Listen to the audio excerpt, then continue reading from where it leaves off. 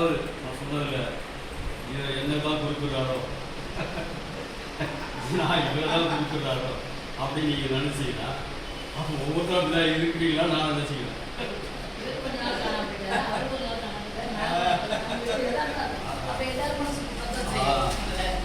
இதெல்லாம் முதல்ல சொல்லிடுறேன். நான் ஒவ்வொருத்தருக்கும் சொல்றதுனால எல்லாருமே அந்த வடிவமாக இருக்கிறதால நீங்களாம் நினைச்சுக்கிட்டா நான் பொறுப்பு நான் கிடையாது. நான் ஜென்ரலா சொல்றேன். மாத்துங்க என்ன இருக்குதுல உங்ககிட்ட எதாவது எப்பயாவது நாங்கள் வந்து காசு கட்டுறோமா? ஐயா வாங்கய்யா நீங்க 10,000 20,000 50,000 டொனேஷன் கொடுத்தீங்க அதை பண்ணு நீங்க அப்படியே நீளமாக வாழ்றதுக்கு எழுந்து 50,000 செலவு பண்ணிக்க கொடிக்கட்டு மேடை போட்டு நான் சொல்லிடுறோம். ஐயா நீங்கள் வந்தீங்கன்னா உட்கார வச்சு ஃபேனை போட்டு கரண்ட் பில்லை கட்டி வாடகையை கட்டி மக்கள் சேவையை செஞ்சு உங்களுக்கு டீ ஆர்டர் கொடுத்தீங்களா? அப்புறம் டீயும் கொடுத்து அனுப்புற எங்கேயாவது இந்த அமைப்பை பார்த்துருக்கீங்களா? நீங்க சொல்லுங்க. இவ்வளவு செஞ்சோம் ஏன் அப்படி நம்மளே ஏமாத்திக்கலாம்.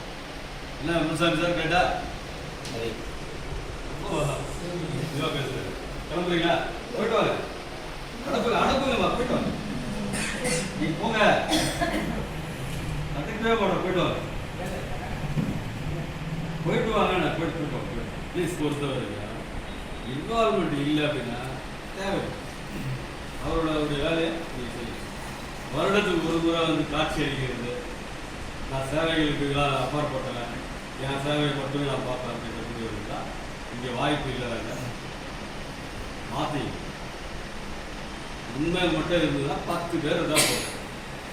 மத்திய சென்னை மாவட்டத்தை அருமையாக கொண்டு போகிறதுக்கு தயாராக இருக்கிறாரு நம்முடைய மாவட்டத்தில். கை தட்ட முடியுங்களா? சொன்ன உடனே மாவட்ட தலைவரே பலவீனமாக பார்க்குறீங்களே அவருடைய நம்பிக்கை குறைச்சிடாரு. நான் உண்மையை தான் சொல்கிறேன். புரியுதுங்களா?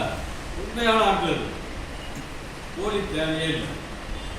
நம்ம யார்கிட்டே போய் கூலிக்கு மாறடிக்கணும்னு அவசியமே கிடையாது.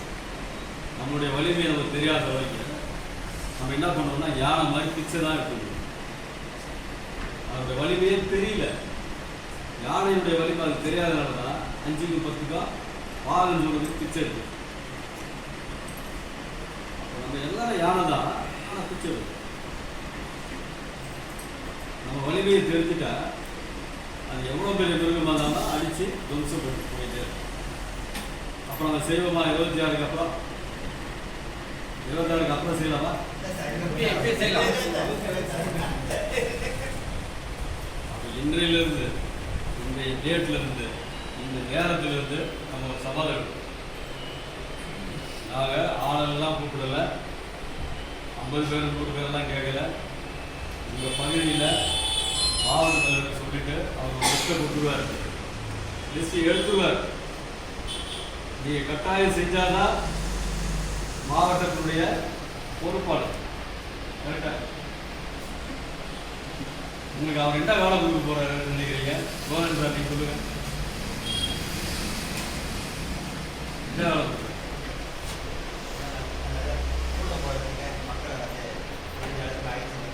அதெல்லாம்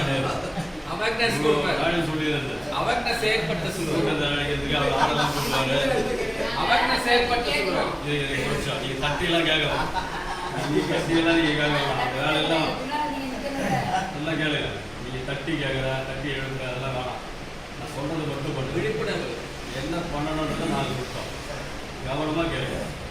இந்த இடத்துல ஏதாவது ஒரு கவர்மெண்ட் ஸ்கூல் ஃப்ரீயாக கிடைக்கும். லெட்டரை உங்ககிட்ட வாங்கி மாவட்டத்தில் கொடுத்துருவேன். இல்லையா ஒரு கம்யூனிட்டி ஹால் ஒரு 3000 ரூபாய்க்கு கிடைக்கும். நீங்கள் அதை எடுங்க. ஒரு 5-6 ஆம்பிட்ஸு போகணும். அந்த பகுதிகளில் விநியோகிச்சுட்டு நம்ம நிர்வாகிகள் அங்கே வருவாங்க. இங்கே இருக்கக்கூடிய பவர் பாயிண்ட் ப்ரெசன்டேஷனை அங்கே கொடுக்கணும். மக்களுக்கு அடிப்படை சட்டங்கள் ஆர்டிஐ பற்றி விழிப்புணர்வு, உங்கள் பகுதிகளில் என்ன பிரச்சனைகளை உடனடியாக தீர்வு.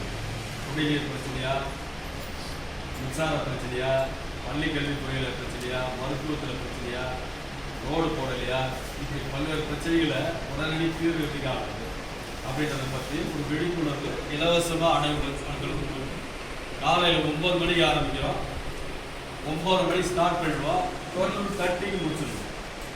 That is 2 hours. அவ்வளோதான், 2 மணி நேரத்தில் அந்த விழிப்புணர்வு முகாமல் முடிச்சிடும். அந்த 1 மணி நேரத்துக்கு பின்னாடி என்ன பண்ண போகிறோம் அப்படின்னு கேட்டிங்கன்னா, மக்கள் வந்து கேட்பாங்க, ஏதாவது லீகல் பிரச்சனை இருக்குது, சந்தேகங்கள் இருக்காங்கன்னா எப்படி அதை தீர்க்கிறதுன்னு கேட்டாங்கன்னா அதுக்கு ஆலோசனை சொல்லுவோம். அதுக்கு வழக்கறிஞர்கள் வருவாங்க. அந்த வழக்கறிஞர்கள் அந்த ஆலோசனையை கொடுக்கும்போது அவங்களாவே மெம்பர் ஆகிடும். ஒரு 50 பேர் மெம்பர் ஆகும். அப்போ ஒரு தொகுதிக்கு நம்ம தேர்ந்தெடுக்கப்படுறது என்னென்னா, களப்போராளி 50 பேர், 500 பேர், 50 பேர். அந்த 50 பேர் மெம்பர் ஆகிறவங்க அந்த பகுதிகளிலேயே நம்ம அவங்க உறுப்பினராகவும் அந்த பகுதியினுடைய நிர்வாகிகளாகவும் மாற்றுவோம். இவ்வளோதான். இப்படி ஒவ்வொரு தொகுதி, இப்போ நீங்கள் உங்களோட இது வந்து திருவிகாநகர் பகுதி, இப்போ இவர் வில்லிவாக்கம், இவர் எழுந்து அண்ணாநகர் சுதான் இருக்கும். புரியுதுங்களா? ஒரு மாவட்டத்துலேயும் ஒரு தொகுதி தலைவர் இருக்காங்கன்னா நீங்கள் செய்ய வேண்டியது என்னென்னா, அந்த தொகுதிக்கு தலைவராகும். மாவட்டத்துக்கு போட்டு ஆளை போட்டு அவர் வந்து வேலை செய்ய வராமல் அழைப்பாளர்களாக மாற்றாது, செயற்பாட்டாளராக மாற்றாது. அப்போ இவங்களை என்ன பண்ணணும்னு கேட்டிங்கன்னா, தொகுதியுடைய தலைவர் இவரை வந்து உடனடியாக நீங்கள் உட்கார வச்சு பேசி அவர் பயமுறுத்துட்டார். நீங்கள் எப்படி பண்ணாலும் அதெல்லாம் கிடையாது. Simple concept. உங்களுக்கு புரிஞ்சு வச்சிங்களா? உங்களுக்கு புரிஞ்சு வச்சிங்களா? வெள்ளிவாக்கம் உங்களுக்கு புரிஞ்சுதா? நீங்கள் எந்த பகுதியில் இருக்கீங்களோ அந்த பகுதிகளில் இதை செய்யும். நமக்கு தேவை ஒன்றுமே இல்லைங்க, 50 பேர். 50 பேர் நீங்கள் தேட வேண்டியது. இதையும் தாண்டி இப்போ வரப்போகுது. இப்போ அதை சொல்லிடுறேன்.